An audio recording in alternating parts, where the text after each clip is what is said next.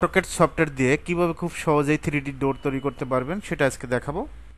প্রথমে আমরা এই ডোরটাকে সিলেক্ট করে ডিলিট করে দেব। টপ বিতে যাবেন, টপ বিতে ক্লিক করব।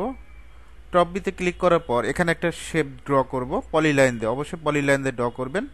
পলিলাইনে শর্টকাট PL লিখে এন্টার।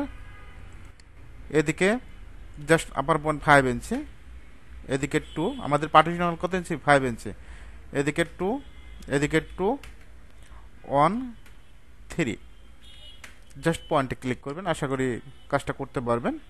এখন আমাদের যে কাজটা করতে হবে, আইসোমেট্রিকে ক্লিক করবেন। ক্লিক করার পর জুম করব। ওকে, লাইন নেব, লাইনের শর্টকাট কি L লেখে এন্টার। যে কোনো একটা পয়েন্ট ক্লিক করবেন। এদিকে 7 ফিট, এদিকে আমরা নেব 2 ফিট 6, এদিকে 7 ফিট। ডোরের হাইটটা 7 ফিট। জাস্ট এটা আমরা বাথরুম, কিচেন, বারান্দা এই তিনটা ডোরটা হিসাবে আমরা তৈরি করতেছি। জাস্ট 2 ফিট 6, হাইটটা 7 ফিট, লেন্থটা হবে 2 ফিট 6, হাইট 7 ফিট। এখন আমাদের যে কাজটা করতে হবে, পলিলাইনটা যে শেপটা তৈরি করলাম এটা সিলেক্ট করবেন। কি করবেন? সিলেক্ট করবেন, জাস্ট ক্লিক, তারপর সুইপে ক্লিক করবেন। কোথায় ক্লিক? সুইপে ক্লিক। আবার জাস্ট এই শেপে ক্লিক। জাস্ট আমরা 7 ফিটের যে এটা বানাইছি তার আগে এটা কি করবেন? জয়েন করে নেবেন। সিলেক্ট করে যে লেখে এন্টার, অবশ্যই জয়েন করে নেবেন। এখন আমরা এই শেপটা ক্লিক করব, সুইপে ক্লিক করবেন। সুইপে ক্লিক, জাস্ট শেপে ক্লিক, জাস্ট এই 7 ফিটে ক্লিক। অটোমেটিক শেপটা হয়ে গেছে দেখেন। এখন যদি আমরা ভিউ চেঞ্জ করি, ভিউ চেঞ্জ করে জাস্ট ক্লিক করলেই ভিউ চেঞ্জ হয়ে যাবে। এখন আমরা ফ্রেমের কালার দিব MAT, ম্যাটেরিয়ালের MAT। এখন ফ্রেমের কি কালার দিবেন না দিবেন এটা আপনার ব্যক্তিগত, জাস্ট ক্লিক করলেই হবে, কালারটা অ্যাপ্লাই হবে।